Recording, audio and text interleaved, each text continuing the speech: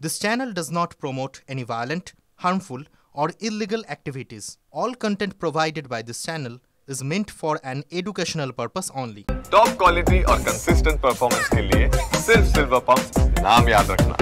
শুভেন্দুর চাংদোলা মন্তব্যে বিধানসভায় তুমুল হট্টগোল। মুখ্যমন্ত্রী বলতে উঠলে বিজেপি বিধায়কদের হইচই, পাল্টা হুঁশিয়ারিও মুখ্যমন্ত্রী কি বললেন জানবো আমাদের প্রতিনিধি প্রদীপ্ত আমাদের সঙ্গে রয়েছেন, কথা বলবো প্রদীপ্তর সঙ্গে। তবে তার আগে এই মুহূর্তে অগ্নিমিত্রা পাল কি বলছেন শোনাবো সরাসরি। যারা ভারতবর্ষকে ভাঙার চেষ্টা করছে তাদের চ্যাংদোলা করে বাইরে করা হবে। কোনো রাষ্ট্রবাদী মুসলমান তাদেরকে কিন্তু বলা হয়নি, বলবো না, কারণ আমাদের প্রধানমন্ত্রী আমাদের শিখিয়েছেন সবকা সাথ, সবকা বিকাশ, সবকা বিশ্বাস, সবকা প্রয়াস। আপনি দেখেছেন তো এই যে ইরাক ইরানে যাওয়া নিয়ে এত কথা হচ্ছে, আজকে মাননীয় প্রধানমন্ত্রীর সম্মান দেখেছেন?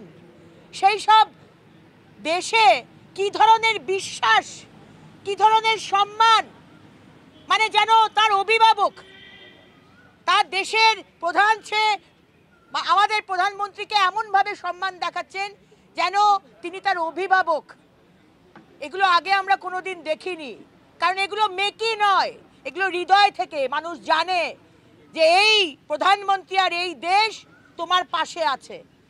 সুতরাং এই ধরনের যে কথা উনি বলেছেন আমাদের সম্মানীয় বিরোধী দলনেতা, হারগিজ এক কথা বলবো, যারা পশ্চিমবঙ্গকে ভাঙার চেষ্টা করবে ধর্মের নিরিখে, যারা ভারতবর্ষকে ভাঙার চেষ্টা করবে ধর্মের নিরিখে, চ্যাংদোলা করে, চ্যাংদোলা বলবো না, কিভাবে শায়েস্তা করতে হয় 26 আসতে দিন, এক এক করে দেখে নেব।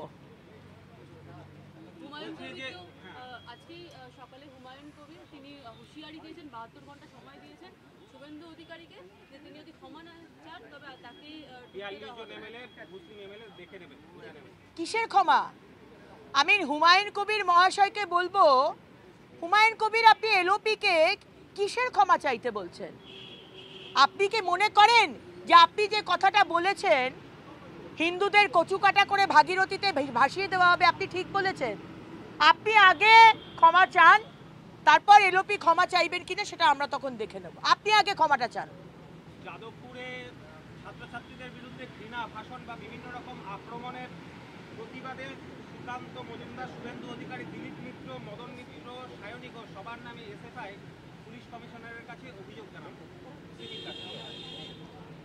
দেখুন, আজকে এসএফআই আর বাকি যে বাম সংগঠন এবং অতি বাম সংগঠন তারা মমতা ব্যানার্জির টিএমসির হয়ে কাজ করছে।